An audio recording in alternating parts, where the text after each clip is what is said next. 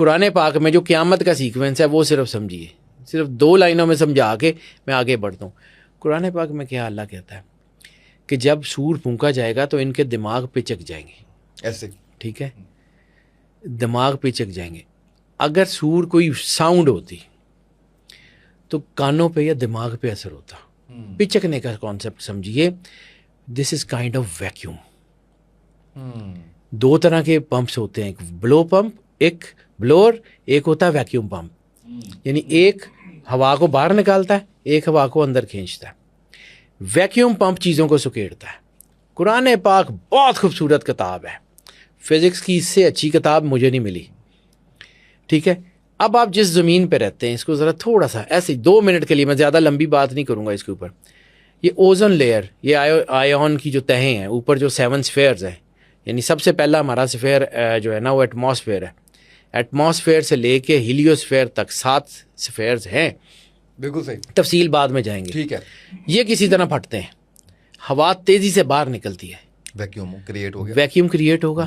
قرآن کیا کہہ رہا ہے, دماغ پہ چک جائیں گے, ٹھیک ہے, ہوا باہر نکلے گی.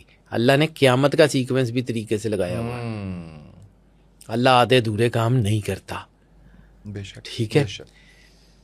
ہوا باہر نکلے گی, یہ ختم ہو جائے گی. پھر کیا ہے کہ 2 انتہائی متضاد چیزوں سے مل کے اللہ نے پانی بنایا ہے, جو ہے نا آکسیجن اور ہائیڈروجن. ہائیڈروجن ہائیلی ایکسپلوسو اور آکسیجن فائر ایجنٹ. 2 آگ مل کے ایسی چیز کریٹ کرتی ہیں جو آگ ہی کو بجھا دیتی ہے. سر سائنس اللہ کی آپ کو سمجھ نہیں آتی کیا کیا اس نے. اور پھر ذرا یہاں پہ رکیے, بات لمبی ہو رہی ہے, میں نے جانا اپنے ٹاپک کی طرف ہے, لیکن آپ چھیڑ دیتے ہیں ایسی چیزیں تو پھر مجھے سمجھانی پڑ جاتی ہیں.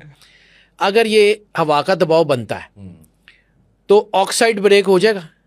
پانی کس سے بنا ہے, H2O, ہائیڈروجن اور آکسیجن. بالکل ایسے ہی, ہائیڈروجن اور آکسیجن علیحدہ ہوتی ہیں, پانی ختم ہو جائے گا, ختم ہو جائے گا, ٹھیک ہے. تو کبھی آنکھیں کھول کے چاند کی طرف دیکھیے گا, کبھی وہاں ہوا تھی ختم ہو گئی, کبھی وہاں سمندر تھے ختم ہو گئے, کہیں وہاں قیامت تو نہیں آ گئی ہوئی. اب آپ اس کے بعد اگلے ٹاپک پہ چلے جائیں گے, 400-500 سوال چھوڑ کے میرے لیے. کوئی بات نہیں, پھر صحیح. سرکار رسالت آپ کو سمجھیے, اللہ ہر چیز پہ قادر ہے. موت دینے پہ قادر ہے, موت کا فرشتہ لگایا ہوا ہے. ہدایت دینے پہ قادر ہے, 1,24,000 نبیوں کی ٹریل اللہ نے خود بنائی ہے. کچھ بھی کرتا ہے. میڈیم, ہم سے اللہ صرف گفتگو کر لے. سر ہم گناہوں میں اتنے لتھڑے میں, ہم تو اس کی انرجی جو ہے وہ اس کو برداشت ہی نہیں کر سکتے. اللہ ہم سے مخاطب بھی ہو جائے تو وہ پیغام, یعنی یہ فون ہے, یہ میں نے 5 واٹ 10 واٹ 15 واٹ کے چارجر سے چارج کرنا ہے. اس کو میں ڈائریکٹ 220 پہ لگاؤں, جلدی چارج ہو جائے گا یا پھٹ جائے گا؟ پھٹ جائے گا. سر ساڑھے نال بھی یہی ہوئے گا. اگر اللہ کہیں ہم سے گفتگو کر بیٹھے تو ہم ختم ہیں. ہم تو اس کے آرڈر پہ امپلیمنٹ تو بڑی دور کی بات ہے, ہم سے تو سہارا ہی نہیں جائے گا.